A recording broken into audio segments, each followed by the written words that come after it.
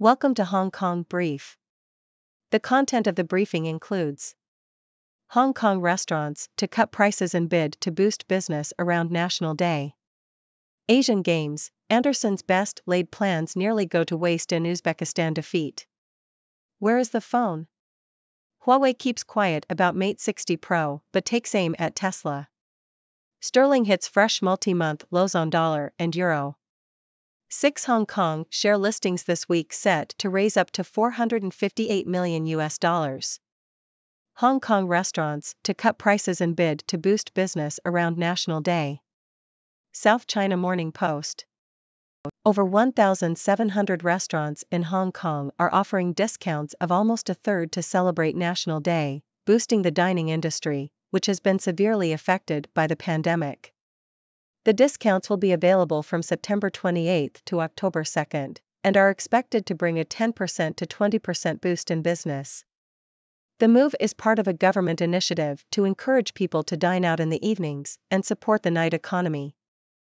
Asian Games, Anderson's best laid plans nearly go to waste in Uzbekistan defeat. South China Morning Post. Hong Kong's football team suffered a 2-1 defeat against Uzbekistan in a rematch of the Asian Games. Hong Kong's head coach, Jorn Anderson, had wanted to rest some players and avoid causing much damage ahead of the round of 16 game against Palestine on Wednesday. However, despite going ahead in the match and being level on aggregate, Hong Kong were unable to win and ultimately lost the game.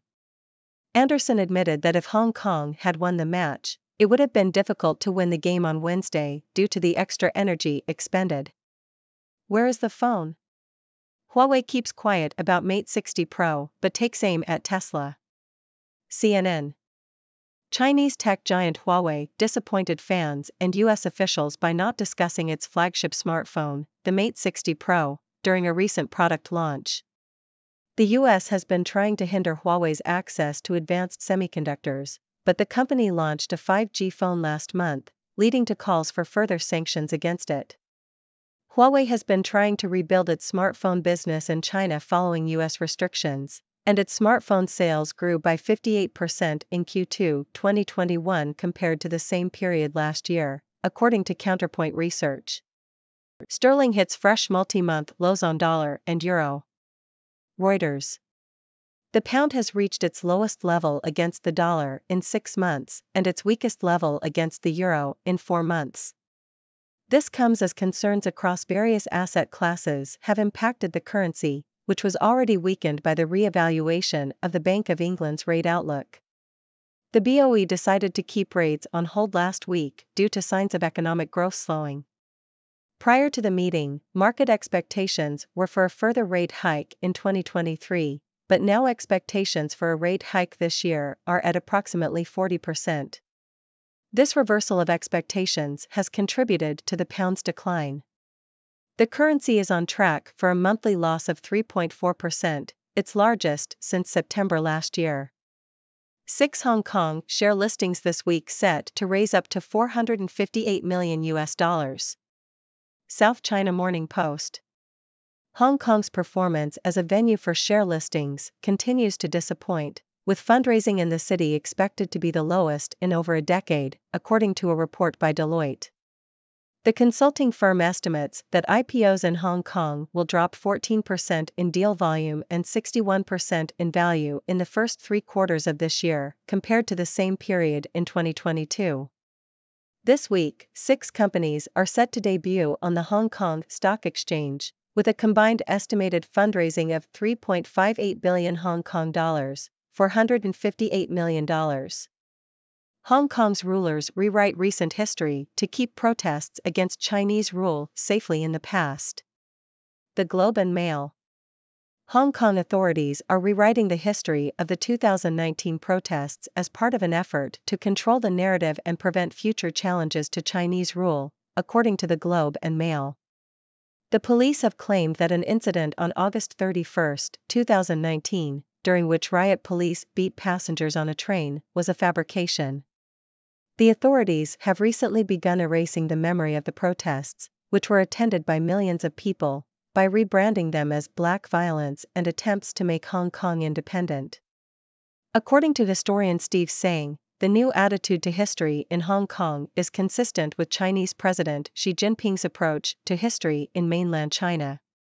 The authorities are using a playbook similar to that used after the Tiananmen Square massacre in 1989, when the protests were recast as riots and then gradually erased from history.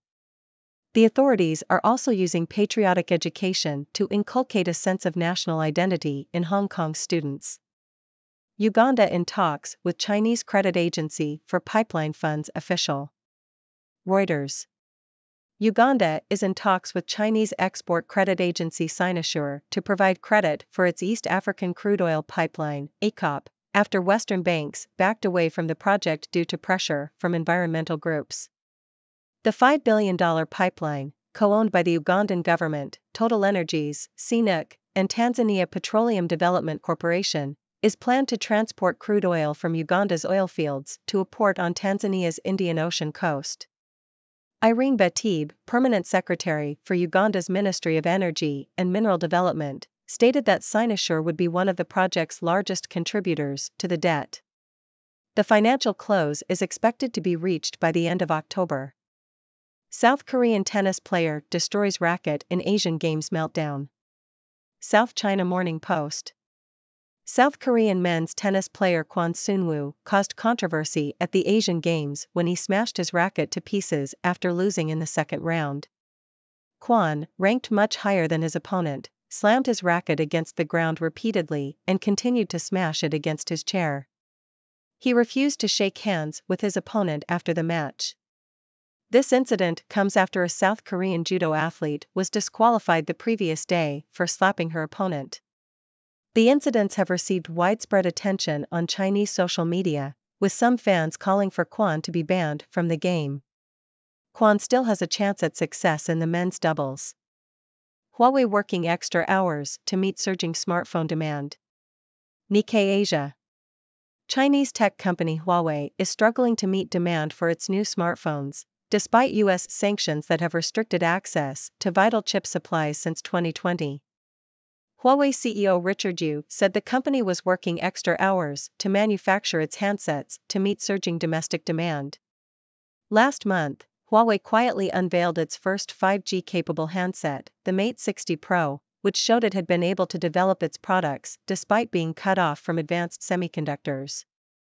The U.S. has cut off Huawei's access to semiconductors because it considers the company a national security threat. Head of Hong Kong journalists group sentenced to jail for obstructing police. Reuters. The chairman of the Hong Kong Journalists Association, Ronson Chan, has been sentenced to 5 days in jail for obstructing police officers. The incident occurred in September 2020 when Chan was detained and handcuffed by plainclothes officers while covering a story. He had failed to hand over his personal identity card and requested to see the officers' warrant cards before doing so. Magistrate Leung Ka-ki found Chan guilty and refused to consider a fine or community service as an alternative, stating that it would not reflect the gravity of the offense. Chan has been granted bail and intends to appeal the decision. Some critics see this case as another blow to media freedoms in Hong Kong, which have been under increasing pressure since the enactment of a national security law by Chinese authorities in June 2020. Huawei unveils new products, but keeps quiet on Mate 60 Pro technology. South China Morning Post. Huawei has unveiled a range of new products, including a tablet, a smart television, earpods, and a gold smartwatch, but did not provide details of its new smartphone, which is powered by a homegrown chip. The company has remained tight-lipped about the chip's makeup, which is viewed as a breakthrough in China's drive for high-tech self-sufficiency. Huawei has previously refrained from giving details on the Kirin 9000 chip, but Canadian chip intelligence firm TechInsights has identified Semiconductor Manufacturing International Corp as the maker of the chip. Senior Nomura banker barred from leaving China, report says. Japan Times. The exit ban placed on a top executive at HSBC in Hong Kong is connected to an investigation of a prominent dealmaker in China. The executive, who is the chair of investment banking for China at HSBC, is now unable to leave Hong Kong due to the ban. The investigation is part of a larger crackdown on corruption in China's financial sector. Global investors give Hong Kong property a miss in first half, Colliers report. South China Morning Post. Hong Kong was the fourth largest source of global property capital in H1 2023, according to a report by property agency Colliers. However, the city was not a favored destination for international property investment due to its high interest rates and stuttering economy. Investors from Hong Kong spent $6.5 billion in real estate markets globally in the year to June 2023, accounting for 7.4% of global real estate investment. Singapore was the top source of capital, while Japan was the fifth largest real estate investor and the third largest recipient of investment. The US and UK were the second and eighth largest investors, respectively. Self-driving trucks save fuel and lives, Chinese startup says. Bloomberg. Chinese autonomous trucking startup Inceptio Technology has achieved Level 3 assisted driving with its trucks, which have covered over 50 million accident-free kilometers using radar, LiDAR, and cameras.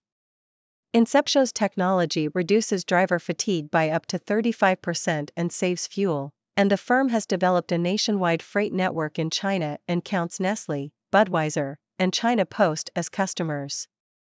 The company has backing from JD Logistics, Meituan, and Sequoia Capital China and expects to be cash flow positive by 2025. Inceptio has also conducted Level 4 tests on a closed highway. Thank you for tuning in. The content above showcases the latest briefing reports and analytical synopses, thoughtfully curated by the 6Do team. These insights stem from a wide array of reputable media outlets, think tanks, government sources, and specialized experts worldwide.